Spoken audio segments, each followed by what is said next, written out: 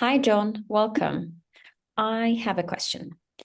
Which energy sources do you consider most important in driving the transition, and how can the maritime industry best prepare for them? Thank you.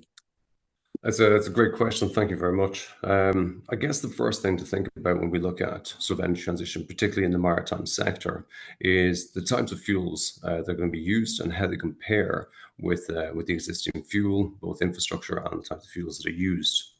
One of the biggest challenges we have at the moment is the fact that it's hard to get the same level of energy density in alternative or green fuels compared to traditional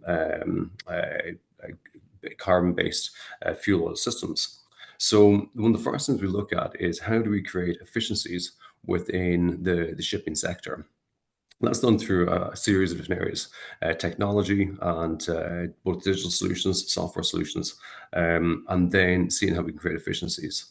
So examples of that include things like digital solutions that allow for better planning for routes in order to minimize heavy weather systems and ensure that you get best fuel efficiency from route selections.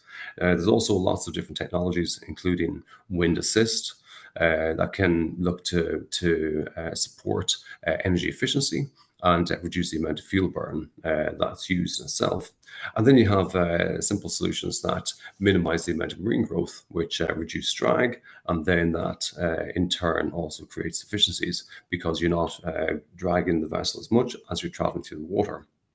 So these efficiencies all coupled together ensure that for the volume of fuel that you don't need to have the same power density or energy density in the fuels that are being used. So this opens up the opportunity to be able to use alternative fuels like green hydrogen, green ammonia, or green methanol. And I think here the main point is to ensure that you start off with green electrons, which are then transferred into green molecules, whether that's hydrogen, and then simply transferred into alternative hydrogen derivatives, such as methanol or ammonia. Primarily, I think the best option is to look at the opportunities for hydrogen and how best you can use that. And then, as we see with different levers that are coming through regulation, there's opportunities to be able to build out these systems and ensure that you have, sort of hydrogen or its derivatives available in specific port locations when they're required at the time that is needed. So hopefully that gives you a bit of an overview for basically efficiency requirements and also the types of fuels that can be used and how the infrastructure can be used to support it. Thanks very much for the question.